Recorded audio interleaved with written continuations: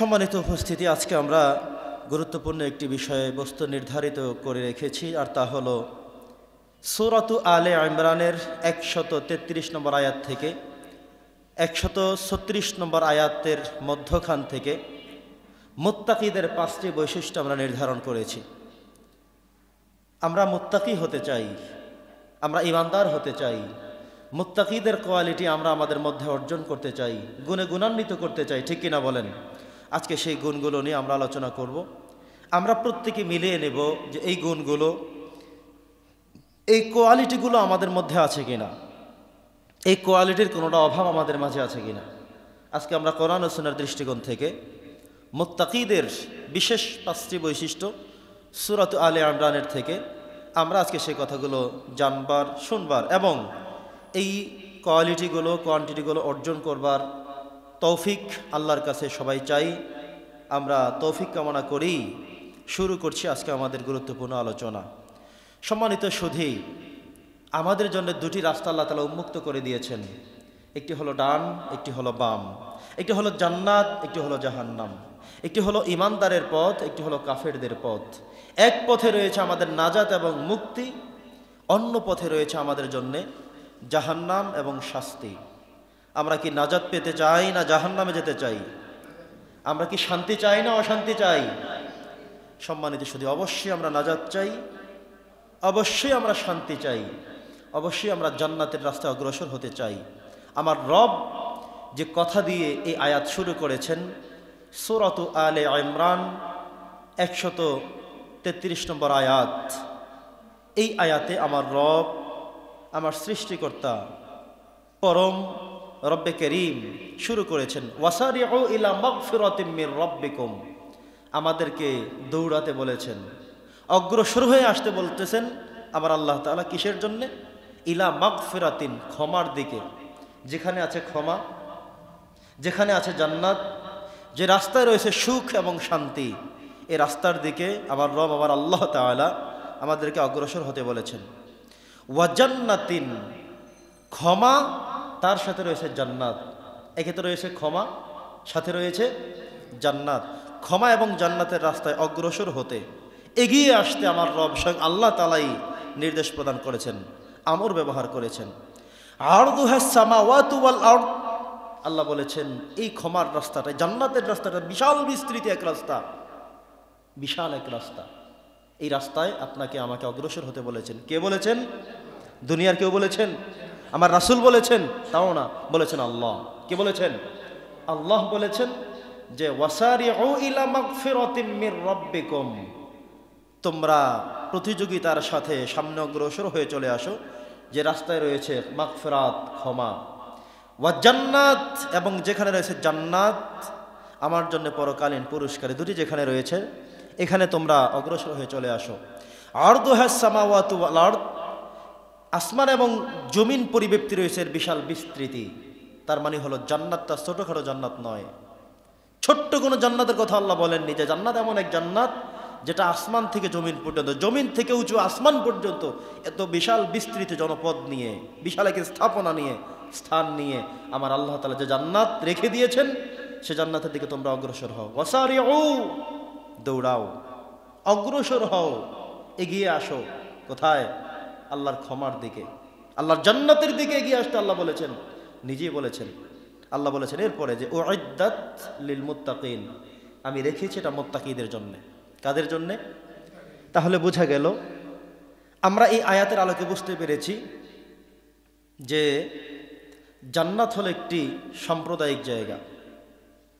এখানে আল্লাহ সুবহানাহু ওয়া তাআলা সমস্ত মানুষকে প্রবেশ করাবেন না। জান্নাতে যেতে হলে প্রথম শর্ত হলো ঈমান থাকা লাগবে, মুত্তাকিদের কোয়ালিটি অর্জন করতে হবে। শুধু তাদের জন্যই জান্নাত, আর কারো জন্য না। যেখানেই আল্লাহ তাআলা ঈমানদারের কথা বলেছেন, মুত্তাকিদের কথা বলেছেন, সেখানেই তাদের কোয়ালিটি সামনে দিয়ে দিয়েছেন। আমরা তো সবাই দাবি করতে পারি যে আমি ঈমানদার, আমি মুত্তাকি, এটা আমরা প্রত্যেকে দাবি করতে পারি। কিন্তু আল্লাহ বলেছেন যেটা তুমি যে দাবি করবে, তুমি মিলিয়ে নাও এই কোয়ালিটিগুলো তোমার মধ্যে আছে কিনা, এই বৈশিষ্ট্যগুলো তোমার মাঝে আছে কিনা, সেটা তুমি চেক করো, সেটা তুমি পরীক্ষা করো। পরীক্ষার মেশিন তোমার জন্য রয়েছে, তুমি দেখো এই কোয়ালিটিগুলো তোমার মধ্যে আছে কিনা। যদি থাকে তাহলে তুমি বুঝতে সক্ষম হবে যে তোমার মাঝে, তোমার মধ্যে জান্নাতের কোয়ালিটিগুলো রয়েছে, তুমি সেই জান্নাতের প্রাপ্তির অধিকারী। বলছি আলহামদুলিল্লাহ, জোরে পড়ছি না আলহামদুলিল্লাহ? প্রিয় সুধী, আমার আল্লাহ বলেছেন ওয়াসারিউ ইলা মাগফিরাতিম মির রাব্বিকুম ওয়া জান্নাতিন আরদুহাস সামাওয়াতু ওয়াল আরদ উইদ্দাত লিল মুত্তাকিন। সূরাতুল বাকারার প্রথম দিক থেকে যে আয়াতগুলো নাজিল হয়েছে, আল্লাহ বলেছেন যালিকাল কিতাবু লা রাইবা ফি হুদাল লিল মুত্তাকিন। এই কোরআনের মাঝে কোনো ভুল নেই, কোনো সন্দেহ নেই, কোনো সংশয় নেই। কার কথা? কার কথা? এই যে আল্লাহ তাআলা মুত্তাকিদের কথা বলেছেন, হুদাল লিল মুত্তাকিন বলেছেন, এরপরের থেকে পাশাপাশি ব্যাখ্যা শুরু করলেন মুত্তাকি কারা? আল্লাযীনা ইউমিনুনা বিল গায়ব, যারা অদৃশ্যের প্রতি বিশ্বাস স্থাপন করে, ওয়া ইয়াকিমুনাস সালাত, নামাজ প্রতিষ্ঠা করে। এভাবে করে করে ইমানদারের মুত্তাকিদের বৈশিষ্ট্যগুলো আল্লাহ উল্লেখ করেছেন।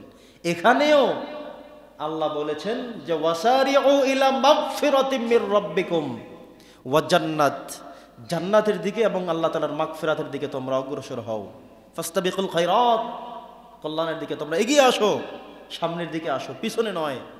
কিছু মুসল্লি আমাদের এসে আগে আসে ঠিক, কিন্তু পিছনে বসে। আগে আসে ঠিক, বারান্দায় বসে। আগে আসে ঠিক, দোতলায় ছাদের উপরে গিয়ে বসে থাকে। কেন? ব্যাখ্যা তাদের কাছে। আমি উল্টাপাল্টা ব্যাখ্যা দিতে প্রস্তুত নই। আগে আসছেন আপনি, কত সৌভাগ্য, কত খুশ নসিব। আপনার জন্য ফেরেশতারা খাতা কলম নিয়ে বসেছিলেন, লিখতেছিলেন। আপনি আগের মুসল্লি, আপনি ক্ষমাপ্রাপ্তির মুসল্লি। তো আপনাকেই বলছি ওয়াসারিউ, দৌড়ান, সামনে আসেন, প্রথমে বসেন, আপনাকে প্রথমে উপস্থাপন করেন। মাঝে মধ্যে দেখবেন যে আমাদের সমাজে কোনো ভিডিও করলে সবাই চায় যে আমি একটু সামনে দাঁড়াই, একটু শরীরটা পিছনে পড়ে গেলে আবার একটু কোড়ামুড়ি দিয়ে সামনে চলে আসে। দেখে যে তাও সম্ভব না, ছোট্ট মানুষ দেখতে পারবে না, আবার হাত উঠায়। মানে আমাকে দেখেন, আমি আছি এই ভিডিওর মধ্যে, আমি আছি, এই যে হাত দেখা যায়, এই যে আমি, এই যে কথা কি বুঝতেছেন? আমার আল্লাহ তাআলা বলছেন ওয়াসারিউ ইলা মাগফিরাতিম মির রাব্বিকুম ওয়া জান্নাত, ক্ষমার দিকে, জান্নাতের দিকে এগিয়ে আসো, সামনে আসো। ফাস্তাবিকুল খায়রাত, কল্যাণের দিকে আমাদেরকে প্রতিযোগিতা করতে বলেছেন। কি করতে হবে আমাদের? আগে আসলে কি পিছনে না সামনে? সামনে। আগে ভাগে আসবো, বারান্দায় বসবো নাকি মেইন ঘরে বসে যাব? আগে এসে কি দোতলায় ইমাম সাহেবের চোখের অন্তরালে বসবো নাকি সামনে এসে বসবো? প্রিয় সুধী, আল্লাহ বলছেন ওয়াসারিউ ইলা মাগফিরাতিম মির রাব্বিকুম, তোমরা তোমাদের প্রভুর পক্ষ থেকে ক্ষমার যে ঘোষণা সেটা অর্জন করতে এগিয়ে আসো, সামনে আসো, প্রথমে বসো, যাতে ভিডিওতে তোমাকে দেখা যায়। এই যে আজকে জুমার দিবস, ভিডিও হচ্ছে না? কথা বলেন, কার পক্ষ থেকে? আল্লাহর পক্ষ থেকে নাকি মসজিদের পক্ষ থেকে? আল্লাহর পক্ষ থেকে ভিডিও হচ্ছে। আপনি কি ফিলারের আড়ালে বসবেন, ওয়ালের পিছনে বসবেন, দোতলায় বসবেন? কথা বোঝেন নাই? তাহলে আমরা যেহেতু ভিডিও করার সময় সামনে অগ্রসর হয়ে বসি, পিকচার তোলার সময় হাত উত্তোলন করি, মনে রাখতে হবে মসজিদ, এখানে নামাজের ভিডিও হচ্ছে। ভিডিওটা দুনিয়ার কারণ না, আল্লাহর ভিডিও। অতএব সেই ভিডিওর সামনে বসতে আমাদেরকে প্রস্তুতি গ্রহণ করতে হবে, বসতে হবে সামনে। আগে আসবো, সামনে বসবো, যেন আমি ভিডিওতে সামনে পড়ি, ফুটেজটা সামনে থাকে। কিয়ামতের দিন আল্লাহ তাআলা যেন আমাকে ক্ষমা করতে কোনো সংকোচ না থাকে। বলবেন আল্লাহ, আমি তো নামাজ পড়তাম, দেখেন না জুমার দিন সামনের কাতারে বসছি, দেখেন না আপনি খোঁজ করে ফজরের সময় মসজিদে ছিলাম, ক্যামেরাটা ওপেন করেন, আমিও আছি সেখানে। সুবহানাল্লাহ, জোরে বলেন না সুবহানাল্লাহ। তো আল্লাহ বলছেন যে কল্যাণের দিকে প্রতিযোগিতা করার কথা আল্লাহ বলেছেন, যে কল্যাণের দিকে প্রতিযোগিতা করে সামনের দিকে অগ্রসর হয়ে চলে আসো। কিন্তু আমরা এটার প্রতিযোগিতা করি না, আমরা উল্টা প্রতিযোগিতা করি। আমাদের প্রতিযোগিতাটা হওয়া দরকার কি ছিল? ওয়াসারিউ ইলা মাগফিরাত, কোথায় আল্লাহর ক্ষমা আছে, কোনটা করলে আল্লাহ মাফ করতে পারেন, কোন আমল করলে, কোন দোয়া করলে, কোন নামাজ পড়লে, কাকে দান করলে। ঠিক কি না কথা বোঝেন নাই? কোন মাহফিলে বসলে আল্লাহ মাফ করতে পারেন, কার কথা শুনলে আল্লাহ হেদায়েত দিতে পারেন, জামাতে নামাজ পড়লে কি হতে পারে, দান করলে কি হতে পারে। তার মানে হলো আল্লাহ বলছেন এটা ওয়াসারিউ ইলা মাগফিরাতিম মির রাব্বিকুম ওয়া জান্নাত। আমরা উল্টাটা কি করি? আছে কত টাকা, লাগবে আরো কত, সম্পত্তি আছে কতটুকু, আরো লাগবে, ব্যবসা বাণিজ্য যা আছে আর একটু চমৎকার করা লাগবে। ঠিক কিনা বলেন? আমার যে পদ পদবি আছে আর একটু সামনে যাওয়া লাগবে। ঠিক কিনা বলেন? মসজিদের একজন সাধারণ কমিটির মধ্যে আছে, কিন্তু ভালো একটা জায়গায় আমার নামটা একটু থাকা দরকার। তাফসির মাহফিলের যে কোনো খেদমত করলেই তো হতে পারে, কিন্তু না, একটা ঘোষণায় আমার নামটা থাকা লাগবে। এলাকার আমি মানুষের ভালো মন্দ দেখাশোনা করি, একটা জায়গায় আস, এর উপরেরটা যাওয়া লাগবে, তার উপরেরটা যাওয়া লাগবে, মানে ক্ষমতা আরো, টাকা পয়সা আরো, জায়গা জমি আরো, ব্যবসা বাণিজ্য আরো, প্রতিযোগিতা করলাম ওইটা নিয়ে। আল্লাহ বলছেন আমাকে ক্ষমার দিকে অগ্রসর হতে, ফাস্তাবিকুল খায়রাত, প্রতিযোগিতা করো কল্যাণের দিকে। আমরা প্রতিযোগিতা লাগে কে কত বেশি সুন্দর হতে পারি। দোকানদারের কাছে, ভাই কোন সেন্ট ব্যবহার করলে সবচেয়ে বেশি চমৎকার ঘ্রাণ হবে সেটা দেন, কোন সোনু মুখের মধ্যে মাখলে আমার চেহারাটা উজ্জ্বল হয়ে যাবে। এভাবে করে করে আমরা সাজি, আমাদের মেয়েরা সাজে, স্ত্রীরা সাজে, মায়েরা সাজে। কেন? কে কত সুন্দর হবে। সুন্দরের প্রতিযোগিতা আছে না নাই? বাংলাদেশে কি আছে? পেপার পত্রিকা দেখেন, কে কত সুন্দর হতে পারবে। সুন্দরী প্রতিযোগিতা, সব মেয়েরা গিয়ে সেজে বসে থাকবে, এখান থেকে বের করা হবে কে কত সুন্দর। প্রতিযোগিতা, সুন্দরের প্রতিযোগিতা, টাকার প্রতিযোগিতা, সম্পত্তির প্রতিযোগিতা, ক্ষমতার প্রতিযোগিতা। অথচ আল্লাহ সেটা বলে না। কি বলছেন আল্লাহ? ফাস্তাবিকুল খায়রাত, যেখানে কল্যাণ, যে রাস্তায় আসলে তুমি ক্ষমা পাবে, মুক্তি পাবে, সেটা নিয়ে তুমি অগ্রসর হও। যেখানে আসে ক্ষমা, যেখানে আসে মুক্তি, তুমি সেটা নিয়ে সামনে আসো, অগ্রসর হও, প্রতিযোগিতা করো। আমরা উল্টাপাল্টা প্রতিযোগিতা, কে হবে মাসুদ রানা, কে হবে হিরো আলম, কে হবে সবচেয়ে সুন্দর, কে হবে সুন্দরী প্রতিযোগিতায় ফার্স্ট লেডি, এটা নিয়ে আমাদের মেয়েদেরকে দিয়ে, স্ত্রীদেরকে দিয়ে অন্যভাবে চলছে ট্রাই। অথচ আমার রব বলেছেন ফাস্তাবিকুল খায়রাত, প্রতিযোগিতা করো কল্যাণের জন্য। আরে কে কত টাকা বেশি দিতে পারে? উনি দিয়েছেন 10 টাকা, আমি দিব 15 টাকা। উনি 1 বস্তা সিমেন্ট, আমি 2 বস্তা দেব। কথা কি বোঝেন নাই? উনি মসজিদের একটি প্রয়োজনে 1000 টাকা লিখিয়েছেন, আমি লিখবো 1200 টাকা। এখানে প্রতিযোগিতা নাই, প্রতিযোগিতা হলো উল্টাপাল্টা জায়গায়। কথা ঠিক কিনা বলেন? কে আমার প্রতি জুলুম করছে, আমি তার প্রতি কত জুলুম করতে পারবো, ওইটা নিয়ে আছে। আল্লাহ কি এগুলা বলেছেন? আল্লাহ বলেছেন ওয়াসারিউ ইলা মাগফিরাতিম মির রাব্বিকুম ওয়া জান্নাত, তোমরা জান্নাতের দিকে, ক্ষমার রাস্তার দিকে অগ্রসর হও। কেমন জান্নাত? কাআরদুহাস সামাওয়াতু ওয়াল আরদ, জান্নাতের একটা দরজার সাইজ হলো কত বিশাল, আমরা বলছি সেটাও। জান্নাতের বিস্তৃতি হলো আসমান থেকে জমিন পর্যন্ত, এত বিশাল পরিব্যাপ্তি নিয়ে জান্নাত থাকে। নবী করিম সাল্লাল্লাহু আলাইহি ওয়াসাল্লাম বলেছেন, যেই ব্যক্তি বছরের পর বছর, যুগের পরে যুগ তার গুনাহের কারণে জাহান্নামে জ্বালা পোলা হওয়ার শেষে, জেলে পুড়ে শেষ হওয়ার পরে যখন ক্ষমা পেলেন, এরপরে জান্নাত পাবেন, সেই লোকটাকেও যে জান্নাত দেয়া হবে, সেই জান্নাতটা হবে এই দুনিয়ার 10টার সমান। সুবহানাল্লাহ। আমরা পৃথিবীতে 1 কাঠা, 1% 1 টুকরা, 1 তিল, 1 ক্রান্তি জমিনের জন্য মারামারি আছে না নাই? খুঁড়ি এখানে না, আরেকটু এখানে, গাছ এটার অর্ধেক পড়ছে আমার, অর্ধেক তোমার, এটা ছাড়া যাবে না, এটা ছাড়া যাবে না। সামান্য গোড়া পড়ছে, তার মানে লাকড়ি আমার, খুঁটিটা এখানে না, আরেকটু সামনের দিকে আসবে। কথা বলেন ঠিক কিনা? সামান্য জমিনের জন্য কত কিছু, সামান্য জমিনের জন্য। আল্লাহ বলছেন জান্নাতটা কি জানো তোমরা? জান্নাতের বিস্তৃতি হলো বিশাল। বছরের পর বছর তার গুনাহের জন্য শাস্তি প্রাপ্ত হওয়ার পরে, এরপরে তাকে যে জান্নাত দেওয়া হবে, সবচেয়ে গুনাহগার, তার জান্নাতটা হবে এই দুনিয়ার 10টার সমান জান্নাত। সুবহানাল্লাহ। আল্লাহ বলছেন সেই জান্নাতের দিকে অগ্রসর হও, সেই জান্নাতের দিকে। ফাস্তাবিকুল খায়রাত, আসো, ওয়াসারিউ, সামনে আসো, অগ্রসর হও, ইলা মাগফিরাতিম মির রাব্বিকুম ওয়া জান্নাত, এই জান্নাতের দিকেই চলে আসো। সুবহানাল্লাহ বলেন।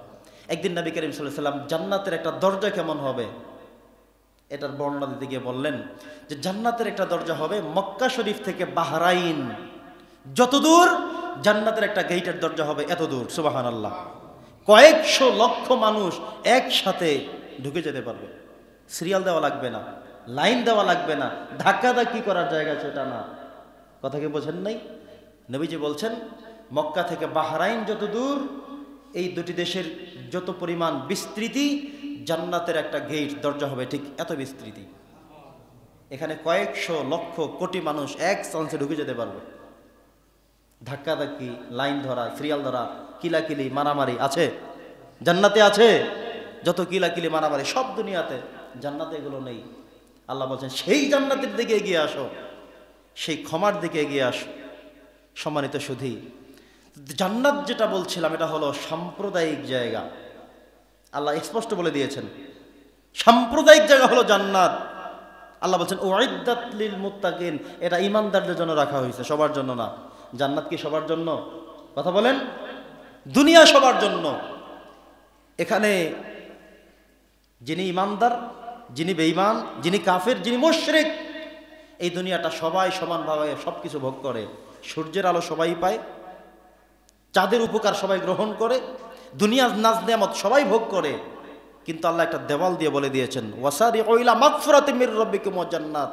জান্নাতটা কেমন? এটা উইদ্দাত লিল মুত্তাকিন, এটা সাম্প্রদায়িক জায়গা। শুধু ঈমানদাররা আসবে এখানে। কারা আসবে বলেন? জান্নাতে যাবে কারা? ঈমানদার যারা, মুত্তাকি যারা। আল্লাহ বলছেন উইদ্দাত লিল মুত্তাকিন, এটা আমি প্রস্তুত করেছি ঈমানদারদের জন্য, মুত্তাকিদের জন্য, অন্য কারোর জন্য না। তার মানে জান্নাত কি সাম্প্রদায়িক না অসাম্প্রদায়িক? কথা বলেন। এটা হলো সাম্প্রদায়িক জায়গা, শুধুমাত্র মুত্তাকি ঈমানদার ব্যক্তিদের জন্য এই জান্নাত। উইদ্দাত লিল মুত্তাকিন। আল্লাহ বলছে আমি কাউকে আর ঢোকাবো না। দুনিয়াতে আমি সব কিছু বর্ণনা করে দিয়ে স্পষ্টকরণে, এরপরে তোমরা কথা শোনোনি, এরপরে তোমরা বিশ্বাস স্থাপন করোনি, এরপরে তোমরা সালাত আদায় করোনি, তাহলে শুনে রাখো জান্নাত তোমাদের জন্য না। উইদ্দাত লিল মুত্তাকিন, এটা মুত্তাকিদের জন্য, এটা প্রস্তুত করা হয়েছে মুত্তাকিদের জন্য, যারা নামাজ আদায় করবে। এবার আসুন, এই লোকগুলো কারা? এই মুত্তাকিরা কারা? মুত্তাকিদের 5টি বৈশিষ্ট্য আমরা শুনবো। কয়টি বৈশিষ্ট্য? সবাই বলেন। নবী করিম সাল্লাল্লাহু আলাইহি সাল্লাম বলেছেন যে জান্নাত এটি এমন একটি গুরুত্বপূর্ণ জায়গা, শুধুমাত্র ঈমানদাররাই সেখানে প্রবেশ করতে পারবে, অন্য কারোর জন্য এটা প্রযোজ্য নহে। আর এরা হবে এমন, এদের বৈশিষ্ট্যগুলো হবে এমন, জান্নাতটা করা হয়েছে এমন মালা আইনুন রাআত, কোন চোখ সেটাকে দেখেনি। জান্নাতটা কেমন এটা যদি আপনাকে আমি বা আমাকে অন্য কেউ অথবা সবাই সবাইকে কোরআন সুন্নাহ ধরে তর্জমা করে করে বুঝিয়ে বুঝিয়ে বলি, তবুও আল্লাহ রাসূল সাল্লাল্লাহু আলাইহি ওয়াসাল্লাম বলে দিয়েছেন মালা আইনুন রাআত, এই জান্নাত কেউ চোখে দেখেনি। ওয়ালা উযুনুন সামিআত, কোনো কান সেটা শুনেনি। এমন কোনো কান পৃথিবীতে আসে নাই যে শুনেছে যে জান্নাতটা এমন। তার মানে হলো আমি যতবার বলি, বলা কি হবে? নবীজি বলছেন হবে না, তাহলে আমি কিভাবে বলবো? মালা আইনুন রাআত, জান্নাতটা এমন যেটা কেউ চোখে দেখেনি। ওয়ালা উযুনুন সামিআত, কোনো কান সেটা শুনেনি। ওয়ালা খতরা আলা কলবি বাশার, কোনো মানুষ এটা নিয়ে কোনো চিন্তা করে সীমানা পর্যন্ত পৌঁছাইতে পারেনি। সুবহানাল্লাহ পড়েন, জোরে বলেন না সুবহানাল্লাহ। তার মানে হলো জান্নাতটা যে কেমন, আল্লাহ রাসূল সাল্লাল্লাহু আলাইহি ওয়াসাল্লাম বলেছেন এটা কেউ কখনো শোনেও নাই, কেউ কখনো দেখেও নাই, কেউ চিন্তা করে জান্নাতটা কেমন সেই পর্যন্ত যেতে পারবেও না। আল্লাহু আকবার। এমন জান্নাত প্রস্তুত করে রাখা হয়েছে কাদের জন্যে বলেন? মুত্তাকিদের জন্যে। কাদের জন্যে? এই যে আমরা বলছি উইদ্দাত লিল মুত্তাকিন, আল্লাহ বলছে মুত্তাকিদের জন্য প্রস্তুত করা হয়েছে। অতএব আমরা তো মুত্তাকি হতে চাই। আমাদের 5টি বৈশিষ্ট্য আজকে আমরা শুনবো। কয়টি বৈশিষ্ট্য? আল্লাহ বলছেন আল্লাযীনা ইউনফিকুনা ফিস সাররাই ওয়াদ দাররা। প্রথম বৈশিষ্ট্য মুত্তাকিদের, যারা জান্নাতে যাবে এই বিশাল বিস্তৃত জান্নাতের মধ্যে, প্রথম বৈশিষ্ট্য হলো তারা সব সময় আল্লাহর রাস্তায় দান করবে। সব সময়, যখন বেশি আছে বেশি, কম আছে কম, সব সময়। ফিস সাররাই ওয়াদ দাররাই, ফিস সাররা মানে হলো সুখে, ওয়াদ দাররা মানে হলো দুঃখে। আমরা মাঝে মধ্যে সুখে থাকি, মাঝে মধ্যে দুঃখে থাকি। আমাদেরকে সুখে রাখেন কে? আমাদেরকে দুঃখ দেন কে? আমাদেরকে সুস্থ রাখেন কে?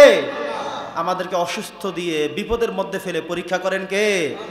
অতএব আল্লাহ বলছেন যে তোমরা যখন সুখে থাকো বা দুঃখে থাকো, আনন্দে থাকো কিংবা বেদনায় থাকো, টাকা পয়সা বেশি থাকুক কিংবা কম থাকুক, সব সময় দান করো, সব সময় দাও। সুবহানাল্লাহ পড়েন। তার মানে হলো সর্বাবস্থায় দান। যখন গরিব কম করে, যখন ধনী বেশি করে।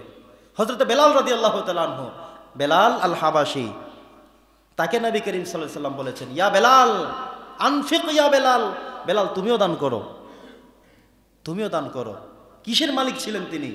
একটা ইজার ছিল মাত্র, লুঙ্গি, শুধু একটা লুঙ্গি পরতেন। কি ছিল? আমাদের মতো টুপি ছিল না, আবা ছিল না, কোটি ছিল না, জামা ছিল না, গেঞ্জিও ছিল না। আমরা তো শীতের মধ্যে কেউ কেউ 2টা 3টা গেঞ্জিও পরছি ভিতরে। ঠিক কিনা বলেন? হযরতে বেলাল রাদিয়াল্লাহু তাআলা আনহু একটা মাত্র লুঙ্গি পরেছেন, আর কোনো কাপড় তার নেই। তাকেও নবীজি ডেকে, এ বেলাল এখানে আস, আনফিক, তুমিও দান করো, তুমিও দাও। কথা কি বোঝেন নাই? তুমিও দাও, তুমি দেওয়া থেকে বঞ্চিত থাকতে পারবে না। আচ্ছা, আমাদের এখানে আমরা যারা আছি শুধুমাত্র লুঙ্গি আছে আর কিচ্ছু নাই, এমনকি আমরা আছি কেউ? সবাইকে তো আমি দেখি যে সবার পরনে মাশাআল্লাহ যদি গোনা হয় 3টা 4টা 5টা করে আমরা বস্ত্র পরিধান করে আসি, ঠিক কিনা বলেন? বেলাল রাদিয়াল্লাহু তাআলা আনহু একটা লুঙ্গি পরেছেন আর কিচ্ছু নাই। নবীজি তাকেও ছাড় দেননি, বলেছেন বেলাল এখানে আসো, আসো আমার কাছে। বলছেন যে আনফিক, তুমিও দান করো, আমরা দান করি তুমিও করো, তোমার নাই তাই তুমি দেবে না এই কথা বলবার কোনো সুযোগ নাই। আমরা মাঝে মধ্যে কিছু মানুষ আমরা এমন আছে, এই যে মসজিদ আমরা যারা, সবাইকে উদ্দেশ্য করে বলছি, আপনি আপনাকে কথাটা শোনান, আমি এখন যেটা বলবো আপনি আপনাকে আমার কথাটা শোনান। যে এমন কিছু মুসল্লি আছে প্রত্যেক জুমায় নামাজ পড়ি, আমি মনে করি যে টাকা দেওয়ার দায়িত্ব আমার না, আমার এখন কামাই নাই, আমি অত বেশি বড় লোক না, আমি তো ওই সময় দাঁড়াই। কিছু মানুষ মুখস্থই বসে থাকেন, কিছু মানুষ প্রত্যেক দিন দেন। আমরা কি দেওয়ার মধ্যে না চুপ থাকার মধ্যে? এটা সবাই বলেন মুখ খুলে, আমরা দেব, সবাই দেব। কিছু মানুষ মনে করেন যে ওই যে মসজিদে 10 টাকা, এটা আমার জন্য বলে নাই হুজুরে, এই ওয়াজ আমার জন্য প্রযোজ্য না, এটা অন্যান্যদের জন্য, এটা বলে উনি প্রত্যেক জুমায় চুপ করে বসে থাকেন। কি করতে হবে তাকে? নবী করিম সাল্লাল্লাহু আলাইহি ওয়াসাল্লাম বলেছেন, এ বেলাল একটা লুঙ্গির মালিক, তাকে বলছেন তুমিও দান করো, ছাড় নাই কোনো, কম আছে কম দাও, 1 টাকা আছে 1 টাকা দাও, আরো কম আছে সেটাই দাও। আপনি গরিব মানুষ, ঠিক আছে আপনার কথাই মানলাম, 2 টাকা দেন, চলবে না? ঠিক আছে 2 টাকাই আপনি দেন, তবুও দেন। আপনি যে গরিব সেজন্য 2 টাকা একটা অ্যান্সার হবে, কিন্তু আপনি যে দেন না কখনো, দেওয়াটাকে আপনি যে আপনার জন্যই মনে করেন না, সেটা কেন? কথা কি বোঝেন নাই? দেওয়া যাবে ইনশাল্লাহ? পড়েন, আমরা সবাই দেব তো ইনশাল্লাহ। আমাদের সামনে দিয়ে যখন দানের বাক্স চলে যাবে, দানের জন্য নির্ধারিত ব্যক্তি হাঁটবে, আমরা কি চুপ করে বসে থাকবো না দেব? নবীজি বলছেন আনফিক ইয়া বেলাল, বেলাল তুমিও দান করো, তোমার জন্য ছাড় নেই।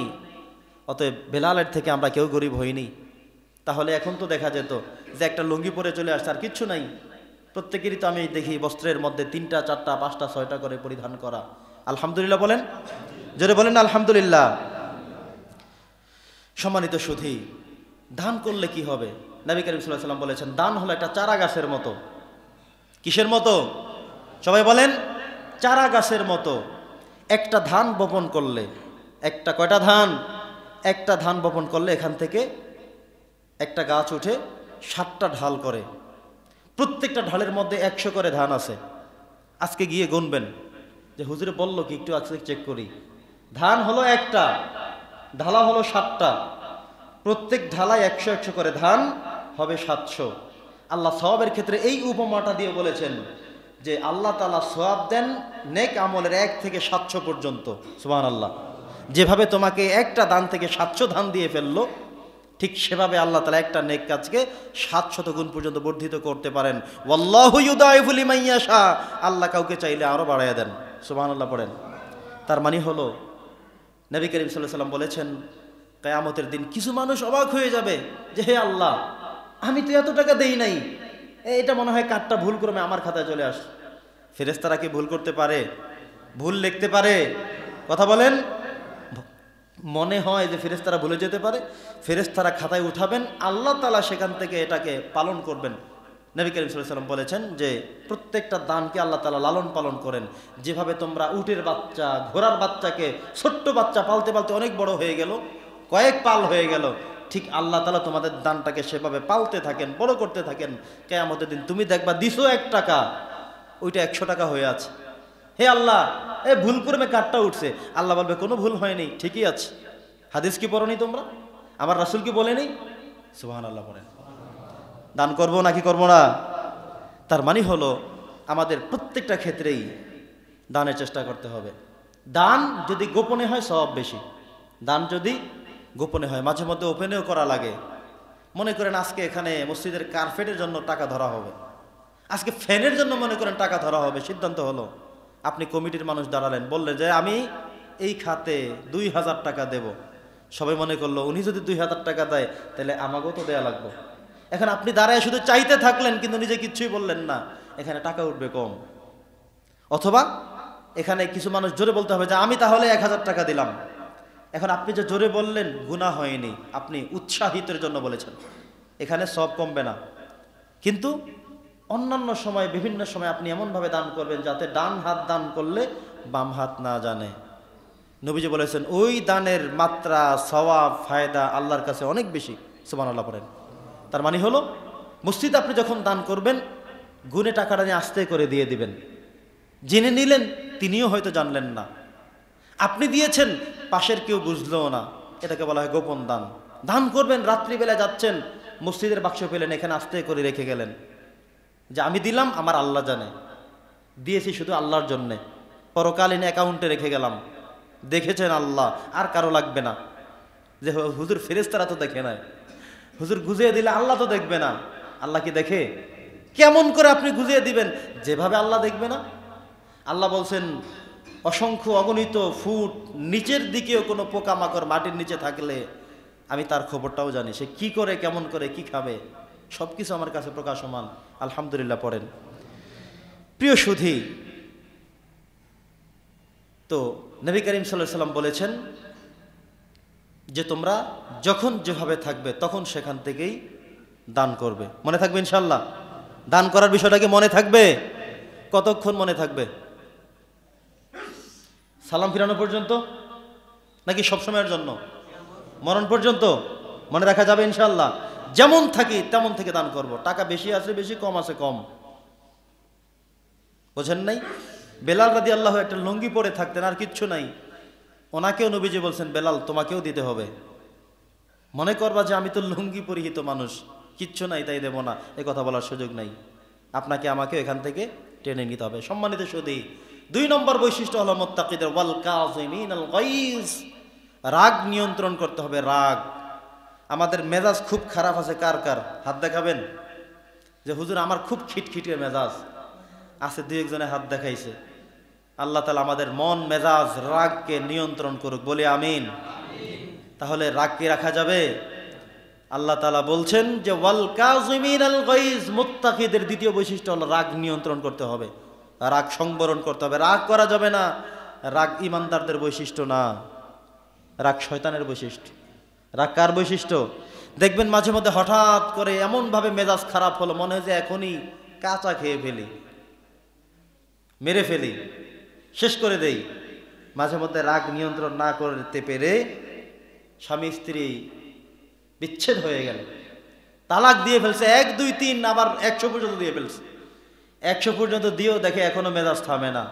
এরপরে আবার স্ত্রীর মারেও আরেকটা দিস। এমন বলদ মার্কা মানুষ আছে না নাই? আছে। আমাদের কাছে তো আসে এগুলো যে হুজুর তালাক তো আমারে দিছেই, আমার মারেও দিছে। নাউজুবিল্লাহ বলবেন না? বেটা তুমি বিয়ে করছো, তোমার স্ত্রী যিনি তাকে তুমি তালাক দিতে পারবা 3টা পর্যন্ত। এরপরে যতটা তালাক দিবা তোমাকে ঠিক ততটা মাইর দেওয়া উচিত। যদি বলে 100 তাহলে 3টা বাদ দিয়ে 97টা মাইর দিতে হবে, হাত পা বেঁধে ভালো করে মাইর দিতে হবে। এটা একটা ইসলামিক বিধান। তালাক দিবা তুমি 3টা দিয়ে শেষ। তুমি 100 পাইছো কই? ইসলামটাকে হাসি ঠাট্টার তামাশা পাইছো নাকি তুমি? কথা বোঝেন নাই? তুমি তালাক দিবা তোমার স্ত্রীকে, তার মাকে তুমি তালাক দেওয়ার কে? এগুলোরে গাছের সাথে বেঁধে পিছন থেকে মারতে হয়। তালাকটা কি ইসলামের একটা বিধান না? তালাক কয়টা? জোরে বলেন। 3টা। এই তালাক দেওয়ার আগেও বহু কিছু আল্লাহ রেখে দিয়েছেন, তারপরে তালাকের চিন্তা। উনি একসাথে 100 পর্যন্ত গনে ফেলছে। স্ত্রীকে দিছে, সেই সাথে স্ত্রীর মাকেও দিয়ে দিচ্ছে। আরে বাবা, কত পাওয়ারফুল! সম্মানিত সুধী, তো রাগটা হলো এমন যেটা মানুষকে নিয়ন্ত্রণ করতে পারে না, নিয়ন্ত্রণে থাকে না। রাগ করার পরে চিন্তা করে হুজুর মেজাজটাতে কেমন হয়েছিল, হুজুর আমি কিচ্ছু জানি না, মাথা ঠিক ছিল না, হুজুর কি কইছি তাও জানি না। পাশের মানুষ বলতেছে হুজুর তালাক 3টা ঠিকই দিয়ে ফেলছে, স্ত্রীও বলতেছে তালাক দিয়ে ফেলছে, উনি এখন বলছে হুজুর আমার কিচ্ছু মনে নাই। একজনে শিখাই দিয়েছে যদি এটা বলো তাহলে একটা কিছু হবে। এখন বলে যে হুজুর আমার কিছু মনে নেই, কি কইছি তাও মনে নেই, মাথা ঠিক ছিল না। এখন কি আর কাজ হবে? কথা বলেন তো। মেজাজ রাগ এটাকে নিয়ন্ত্রণ করতে হবে। ইমানদারের বৈশিষ্ট্য হলো মেজাজ, রাগকে কি করতে হবে? নিয়ন্ত্রণ করতে হবে। এটা অত্যন্ত ভয়ঙ্কর একটি বিষয়। আমাদের অনেকের মেজাজ আছে খুব বেশি। স্ত্রীকে মাইর দেন কারা কারা দেখি? মেজাজ খারাপ হলে বাড়িতে গিয়ে বউর সাথে চিল্লাচিল্লি করে, এমন পুরুষ কি আছে? বাজারের কারো সাথে হয়েছে উনি বাড়িতে গিয়ে স্ত্রীরে মারে, মনে হয়েছে কি যেন পাইস, স্ত্রীকে মাইর দেয়। আল্লাহ রাসূল নিষেধ করেছেন, এ কাজ করা যাবে না, স্ত্রীকে মারা যাবে না। সে আপনার সহযোদ্ধা, সহধর্মিনী, আপনার সে সঙ্গী, অতএব তার উপরে কোনো প্রহার করা যাবে না।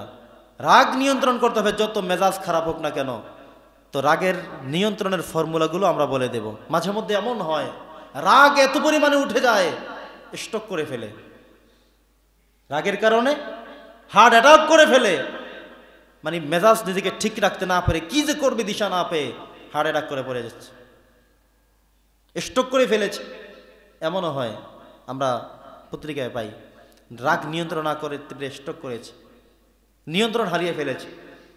মাঝে মধ্যে এমন হয় যে রাগ উঠলে কি যে করবে, সামনে কি আছে, কি বলবে, কি কবে, সে তার কি হয়, এগুলো কোনো সেন্স ঠিক থাকে না। এটা কি করা যাবে? প্রিয় ইমানদার ভাইয়েরা আমার, আল্লাহ তাআলা বলছেন যে ইমানদারের 2 নম্বর বৈশিষ্ট্য হলো রাগ করা যাবে না, রাগ নিয়ন্ত্রণ করতে হবে। নবী করিম সাল্লাল্লাহু আলাইহি ওয়াসাল্লাম কখনো রাখতেন না। নবী যে সেজদায় গিয়েছেন, তার মাথার উপরে এটা উড়ি ভুড়ি গরুর, উটের নারী ভুড়ি দিয়ে দিয়েছেন। আমাদের কি কারো এমন কখনো হয়েছে? আচ্ছা, নামাজ পড়তে আসছেন, নামাজের মধ্যে আপনাকে মারছে, এমন কি কেউ আসেন? নামাজ পড়তে ঢুকছেন, ঘাট ধাক্কা দিয়ে বের করে দিস, এমন কি হয়েছে? হয়নি কারো আমাদের। নবীজিকে এগুলো করেছেন? কই, নবীজি কিচ্ছু করেন নাই, ধৈর্য ধারণ করেছেন। কি করেছেন? কারণ তিনি নিজেকে সবসময় নিয়ন্ত্রণ করতেন। যদি কেউ তাকে কষ্ট দিত ব্যক্তিগত কারণে, তিনি সেটা নিয়ে রাখতেন না, কষ্ট পেতেন না, জেদ করতেন না, উল্টো ধমক দিতেন না। তিনি তায়েফের জমিনে গিয়েছিলেন ইসলাম প্রচার করতে, জায়গা জমি দখলের জন্য না, প্রচার করা শুরু তো মায়ের শুরু।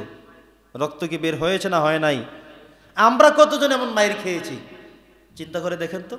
যে হুজুর ইসলামের দাওয়াত দিতে গিয়েছিলাম, ইসলামিক দলের পক্ষ থেকে মায়ের দিয়েছে, রক্তাক্ত হতে হয়েছে, গালি দিয়েছে, দেখেন তো এমন হয়েছে কিনা। নবীজি তো কত কিছুই করলেন, আমাদের কার হয়েছে এমন? নবীজিকে এত কিছু করার পরে তিনি কি উল্টা দিয়েছেন যে তাহলে আমিও দেব? বেটা আমাকে আজকে মারছো, কালকে আমি সাহাবে নিয়ে এসে তোমাদেরকে দেখিয়ে দেব। তিনি কি তেমন করেছেন? করেননি। তার মানে নবীজির রাগ কি অনেক বেশি ছিল নাকি ছিল না? কথা বলেন। ওয়াল কাযিমিনাল গায়জ, রাগ নিয়ন্ত্রণের শক্তি থাকা লাগবে। নবী করিম সাল্লাল্লাহু আলাইহি সাল্লাম শরীয়তের জায়গায় অটুট ছিলেন। এক সাহাবী এসে বললেন যে ইয়া রাসূলুল্লাহ, অমুক ইমাম সাহেব এত বড় সূরা নামাজের মধ্যে পড়েন, আমরা নামাজে টিকতে পারি না, থাকতে পারি না, অসুস্থ মানুষ থাকে। নবীজি খুব ক্ষিপ্ত হয়ে গেলেন যে শরীয়তের জায়গায় এই মানদণ্ডে এসে চালাকি করতে দেয়া যাবে না। তিনি খুব রাগান্বিত হয়ে ডেকে নিলেন, তাকে বলেন যে আজকে থেকে নামাজ পড়বা ব্যালেন্স তৈরি করে। তুমি বিশাল সূরা মুখস্থ পারো, এই জন্য পড়তেই থাকবা। তোমার পিছনের মুসল্লি কেউ মুসাফির থাকতে পারে, গাড়ি দাঁড়িয়েছে, নামাজ পড়ে চলে যাবে, আপনি বিশাল এক সূরা শুরু করে দিয়েছেন। মুসাফির থাকতে পারে না, অসুস্থ মানুষ থাকতে পারে না, তাহলে বিভিন্ন শ্রেণী পেশা হিসেব করে আপনাকে নামাজের সূরা নিতে হবে। আপনি হাফেজ সাহেব, বড় হুজুর, অনেক বড় সূরা পারেন, এটা দেখাবার জায়গায় এখানে না। নফল নামাজে দাঁড়ায়া পারলে পুরো কোরআন শরীফ পড়িয়া ফেললেন, কোনো সমস্যা নাই। নবীজি তাকে রাগ করে দিলেন, ঠিক হয়ে গেল। বনু মাখজুমিয়া গোত্রের এক মহিলা চুরি করছে, এখন নবীজিকে বলবে যে হুজুর তাকে ক্ষমা করে দেন। এই চিন্তা কেউ সবাই করতেছে যে অনেক সম্ভ্রান্ত ফ্যামিলির মহিলা, নবীজিকে বলা উচিত তিনি যেন তাকে মাফ করে দেন। এখন উসামা রাদিয়াল্লাহু তাআলা আনহু এসে সাহস করে বলে যে ইয়া রাসূলুল্লাহ, এই যে মহিলা দেখছেন চুরি করছে, অনেক সম্ভ্রান্ত ফ্যামিলির, হয়তো ভুলে চুরি করছে, তাকে ক্ষমা করে দেন। নবীজি তো প্রচুর রাগ করে গেলেন, প্রচন্ড রেগে গেলেন, বললেন লাউ সারাকাত ফাতিমাতা বিনতে মুহাম্মাদিন সাল্লাল্লাহু আলাইহি সাল্লাম লাকাতাতা ইয়াদাহা, আমার কন্যা ফাতেমাও যদি চুরি করে আমি তার দুটি হাত কেটে খণ্ড বিখণ্ড করে দেব। সুবহানাল্লাহ। ইসলামী শরীয়ত, এটা ইসলামিক আইন, ইসলামিক ল, উল্টাপাল্টা করার কোনো সুযোগ নেই। যেখানে ইসলাম সেখানে ছাড় দেওয়ার কোনো সুযোগ আছে? নাই। আমার মেয়ে চুরি করলে আমি তাকে ছেড়ে দিতাম না, আর সেই মেয়ে কোথাকার? ইসলাম কাউকে মার্সি করে না। বাংলাদেশে যদি, আমাদের এই রাষ্ট্রে যদি অন্তত একটা বিধান কায়েম করা যেত বা হতো, শুধু চুরির বিধান, যে চুরি যেইটাই করবে ওইটার হাত কেটে দিবে, সমাজে মানুষ দেখতো যে ওইটার হাত নাই, তার মানে এটা চুরি করছে, এটা চোর ছিল। কথা বোঝেন নাই? আর আল্লাহ বলছেন যে তখন অসংখ্য মানুষকে সামনে রেখে হাত কাটবে, ডান হাতের কবজি থেকে আস্তে কেটে ফেলে দিবে, তাইলে আর চুরি করবে না। এমন একটা বিচার যদি বাংলার জমিনে হতো কোরআনের আইন দিয়ে, তাহলে বাংলার জমিনে চুরি আর হতো না। কারণ জানতো যে চুরি করলে হাত কেটে দিবে, যতদিন বেঁচে থাকবো হাত ছাড়া চলতে হবে। সমাজের সব মানুষ দেখলে বলবে এটা চোর, হাত নাই। ঠিক কিনা বলেন? এটা হলো সঠিক। ইসলাম এটাই শিখিয়ে দিয়েছেন। সেই ইসলাম তো আমরা এখনো প্রতিষ্ঠা করতে পারি নাই। ইসলাম প্রতিষ্ঠিত হোক বাংলার জমিনে, এমন আশা কি আপনারা দেখেন? এমন স্বপ্ন কি আপনারা লালন করেন? কারা কারা করি দুহাত তুলে আল্লাহকে দেখেন, নারে তাকবীর, নারে তাকবীর। আল কোরআনের আলো, আল হাদিসের আলো। আল্লাহ তুমি কবুল করো। একটা বিধান যদি বাংলাদেশে কায়েম হয়ে যায়, দেখবেন যে বাংলাদেশের চিত্রটা পাল্টে যাবে। চুরি করবে হাত কেটে দিবে, সব সোজা হয়ে যাবে। আমরা তো কেমন চোর, বলে যে 10 কিলোমিটার রাস্তা একা খেয়ে ফেলছে। একজন মানুষ 10 কিলোমিটার রাস্তা কেমনে খায়? আপনারা কি বোঝেন নাই? ভাবার তো বোঝেন তো। রাস্তা করতে দিচ্ছে 20 কিলোমিটার, 10 কিলোমিটার করে বলে আর নাই। কিছুদিন আগে আমাদের এই যে মহাসড়ক, বড় সড়ক, অনেক দিন পর্যন্ত আমরা কষ্ট করেছিলাম, বলে শেষ। এরপরে যখন মোটামুটি আটকানো হলো, এক লেভেল করে বলে শেষ। এরপরে আমরা দেখিছি এখন আবার মোটামুটি প্রায় ফিনিশ হয়ে গেছে। তাহলে এতদিন ছিল কোথায়? ঠিক কিনা বলেন? তার মানে কত শত কিলোমিটার রাস্তা এমন মানুষের পেটে যাচ্ছে। শুধু কি এখন, না আগেও কখনো হয়েছে এমন? সামনে এমন হোক, এটা কি আমরা চাই? রাস্তা কিলোমিটারের পর কিলোমিটার রাস্তা, চেয়ারম্যান সাহেব, মেম্বার সাহেব, এমপি সাহেব, ঠিকাদার সাহেব গিলে খেয়ে ফেলবে, এটা কি আমরা চাই? সেই বাংলাদেশ কি আর দেখতে চাই? আমরা ইসলামের বাংলাদেশ, কোরআনের রঙের বাংলাদেশ দেখতে চাই। সম্মানিত সুধী, সময় তো শেষ। 5টা আলোচনা করতে চেয়েছিলাম, তো আজকে ইনশাল্লাহ আমরা এতটুকুই থাকবে। পরবর্তী কোনো সময় ইনশাল্লাহ আমরা টেনে বাকিগুলো আলোচনা করব। আল্লাহ তাআলা যেন আমাদের সকলকে মুত্তাকিদের 5টা বৈশিষ্ট্যের মধ্যে আজকে আমরা মাত্র 2টা শুনলাম। এক হলো সর্বাবস্থায় আমরা দান করব, যখন যেমন থাকি। 2 নম্বর বৈশিষ্ট্য হলো ওয়াল কাযিমিনাল গাইজ, রাগ নিয়ন্ত্রণ করতে হবে। নবীজি রাগ নিয়ন্ত্রণ করতে প্রেসক্রিপশন দিয়েছেন, ট্রেনিং দিয়েছেন, শিখিয়েছেন। আল্লাহ তাআলা আমাদের সকলকে 2টা গুণ অর্জন করবার মতো তৌফিক দান করুন, আমিন। ওয়া আখিরু দাওয়ানা আলহামদুলিল্লাহি রাব্বিল আলামিন।